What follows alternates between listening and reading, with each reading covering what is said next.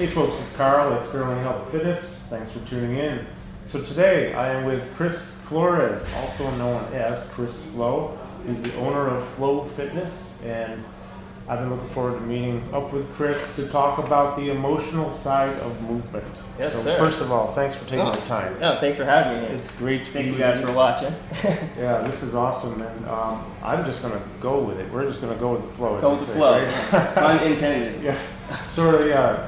The emotional side of movement, I find it a fascinating topic because, I follow a lot of your postings. I'm fascinated by the whole connecting emotions with movement. Just wondering if you can talk about that with us. Yeah, so what brought me upon it was reading a book called Brain Rules by John Medina, which a mutual friend of ours, Doc Perry, introduced me to. And after reading the book, it talks about a lot about education and different things. But one of the things it talked about was the part of the brain that controls emotion and cognitive function is the same one that processes movement. So it talks about the cerebellum and its processes of movement and everything else. Okay. So it was one of those things where, you have that aha moment when you're like, oh, wow, this is deep. And the reason I felt that way was because I've been using Animal Flow. We talked about Mike Fitch, who's also a mutual friend. Right. And I teach for Animal Flow as a Master Instructor. Mm-hmm. So I've been practicing so much of my flows and movement and all these things I've never done before, trying to do a handstand and just things I've never experienced. Right. And while studying this stuff, I realized that things started to click more in my head. Emotionally, it was more stable.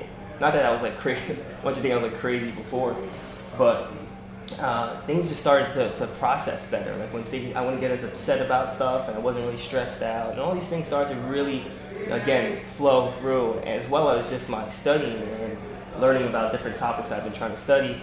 Everything became so much easier. Right. And I was like, why is this so much easier? Why? And being with friends and stuff, like, oh, you never get upset, you never get mad, you seem so chill. Like, I remember I work at a high school and students of mine was like, you seem to just float around.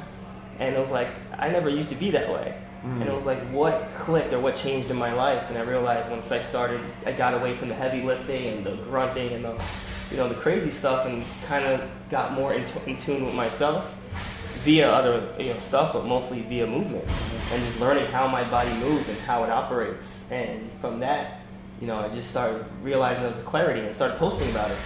And that's the interesting thing. When I started posting, it's like I got such a feedback from people. Right. Like, wow, I felt the same thing, and people are almost afraid to express themselves on social media. I think there's a fear of being vulnerable. Mm-hmm. And when you have that vulnerability on social media, people resonate with it. And they feel your message is authentic because you're being true to yourself by expressing that. So that's how the whole emotional side of movement came about.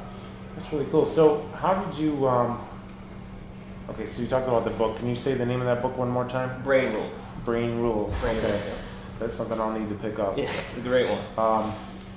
How did you start? I mean, what was the initial step in trying to connect movement and emotion together? I think to clarify, like when you first put your mind to it, did you think about it while you're on the floor and you're starting to move, or were you thinking about it in your mind, how you would implement the two? It really came about like everything else, where it just naturally happened. I think anything that's great or true happens organically. And what started happening with me is I read so much stuff that has nothing to do with fitness. And that's my one key to fitness professionals out there. Get away from the fitness books. It only causes confusion, right? I get confused. Yeah. Right, I've been in 17 years, and it's like, how many times am I going to learn how to squat? Yeah. And at some point, this hip hinge, and is it knee bend first, is it hip flexion, is it dorsey? Like, all right, all that stuff is well and good. But at a certain point, you know what you know, and that's more than enough. Yes, continue to learn, continue to grow, but what else is there? And I think most fitness people forget about the other side of us as people. Like, just look at someone as a whole person. If I can learn to connect with a client emotionally, they're going to come back to you because you've made them full. You've helped them out, as opposed to just learning the physical part, just give them abs. Because how many people lose the weight and then gain it back right away? So many. So if we can connect to that part of them, that's really the more important part, I feel. So with the books, I just started reading things that had nothing to do with leadership, spiritual stuff, emotional things, just reading good content, almost that whole self-development stuff. Right. And started to see the correlations between the two worlds, and slowly started to connect the dots. And then it's like, once you start connecting, it's like, whoa, there's so much more out here. And that's how that kind of came together. That's really cool. So I'm just thinking in my head here as you're talking about this. You're talking, if it's emotions, it's an intrinsic thing. Yep. So it makes me start to think about goals. And when you set goals, does this influence your goals at all? Because, a lot of people come into the gym or get with a trainer because of an extrinsic thing, like I have to go to a wedding, or I have to fit into a certain suit or dress, or I want to look a certain way. Then there's the intrinsic, maybe I just want to function better, and I want to feel better. This goes layers deep, and you have emotions going on.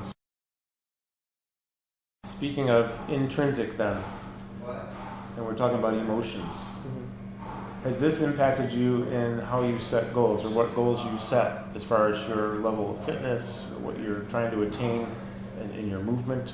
How do the two of those things connect? It's totally revolutionized goal setting for me. Another great book, and I'm always throwing books out there because I want I want people to get the one thing I hate on this off topic is when a guru talks and it's like, but where do you get the information from? They become like this. No, don't see what's behind here. I want people to go out and read it yourself. Yeah, you'll get something out of it. But it's called Rich on Paper, Poor on Life, and I just finished that one recently. And it talked about goal setting, which is very interesting. And the one thing it also changed for me about what goal setting is, it was no longer an external motivation. It wasn't lose this much weight or gain this much weight or make this much money, then I'll be happy. It's I'm happy with what I'm doing now. I'm happy with who I am now.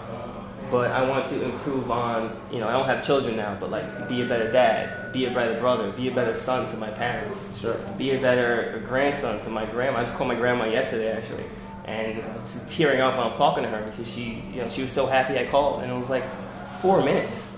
It was 4 minutes out of my life to be a better grandson to her. And when you do those things, other things in your life tend to change. Be a better leader to my staff. It's no longer about an actual thing I'm looking to hit. It's just something I want to be better within here, and then slowly things start happening. So with Animal Flow, I just wanted to be a better mover. My goal became to be able to contract and relax certain muscle groups and then bring it all back and feel the energy of the movement. And through that, other movements became easy. So it wasn't stick a levitating side kick through. It became contract your body, draw in from your belly, and learn how to do all these things, and then the levitating side kick through happens on its own. So it's not so much reaching, because what people tend to do is they place their happiness on that goal. So if you say, some client comes to you and says, hey, I want to lose 40 pounds, all right, 40 pounds, if they don't hit that 40, then they're not happy. Exactly. Whereas it's why do you want to lose that 40? Oh, because of this. And you ask why again, and why, keep digging deep, and then you start seeing that there's something there that they're not telling you. There's an intrinsic reason, they feel bad about themselves, or maybe, if it's a male or female with their spouse, they don't feel comfortable naked. And all these things are so deep. And if you can address them on that level, everything else is irrelevant. If you can make someone feel beautiful without changing a physical thing about them at that moment, that's power. That's extreme power. And they're always going to come back to you because they know, I think it's Maya Angelou's quote, people forget what you said and did, they'll remember how you made them feel. Exactly. So that's really ultimately what the end goal is. So with that said, let's go back to various aspects. You were talking about how things align. One area of life is shaping up, and another one tends to, and everything seems to go parallel. There's different parallels. So how are you taking this back, let's say, the emotional side, and connecting it to areas that are outside?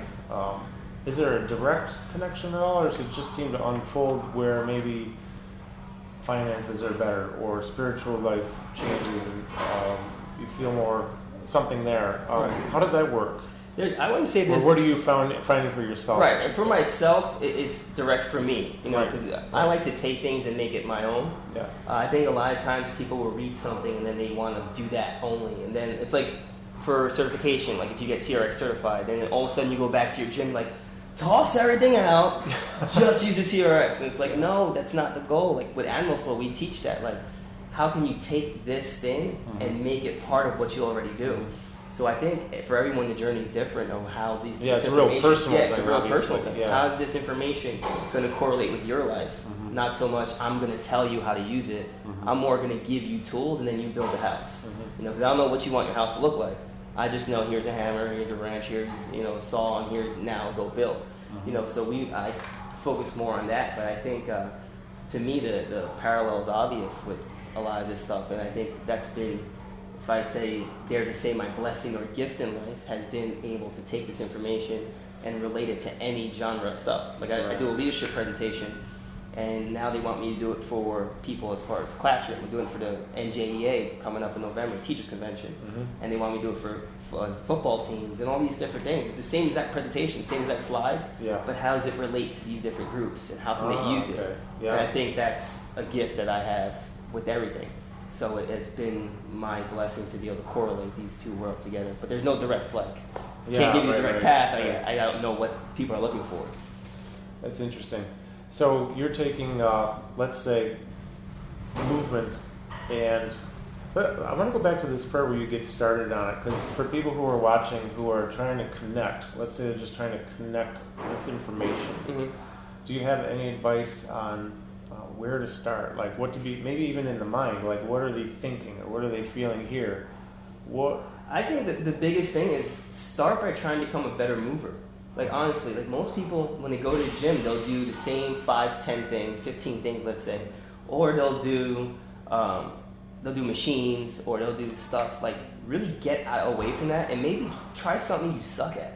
Like people are so afraid to be bad at something. Like, literally go, if you can't dance, go take a Zumba class. I don't care if you believe in Zumba, you don't believe it, go take Zumba, because you start realizing, you start freeing your body. So take something you're horrible at, whether it's a Zumba class or even yoga, just things that you know you suck at. Like if you're a big weightlifting guy, and you can go to yoga class. And I guarantee you, they'll start to feel, because they start feeling their body, like I'm so bad at this, and you start feeling that defeat, and then after that is always growth. You know, it's like if you watch, it's fall now here, the trees are dying, right? The trees are dying, and eventually they come back and they're gorgeous. So it's like one of those things where you have to fail and be really bad at it. And once they start taking that journey, and again, it's different for everybody, but once they start taking that, they'll start feeling the difference and they'll start noticing things changing. But you have to go back. If you always go in, if every time you come in the gym, everyone's like, you look great, you're awesome, you're amazing at everything you do, you don't really grow from that. You're kind of like, all right, well, I'm just amazing, I guess, right? Like, is that how you want to walk around feeling? Like, I'm just a man. Like, no, be bad. I was so bad at Animal Flow. I still have videos up. That's another thing. If you look at our YouTube channel, I have videos of me doing some of the dumbest things you can think of, and I leave that up, and people comment like, oh, blah, blah, blah, you know all this stuff, and this is terrible. Look at the date. That was 2007. That was 2006. Like, I was so bad then, and now the journey's taken me to this point, and I still suck, but I'm looking to get better. You know? It's like the road to mastery. You know, you're never going to hit it, but you keep on edging that way. So that would be my first thing, my first word of advice to people. That's really good. So I think what I'd like to do here is we're going to sign off because we have part 2 coming at you. And so stay tuned for that. If you like this is amazing information to me, and I've already learned a lot just during this past 15 minutes. Awesome. You know, kind of like rethinking some things. So stay tuned. We're going to have part 2 available soon, and thanks for watching. Thank you, Chris. Thank you. All right. We'll be back.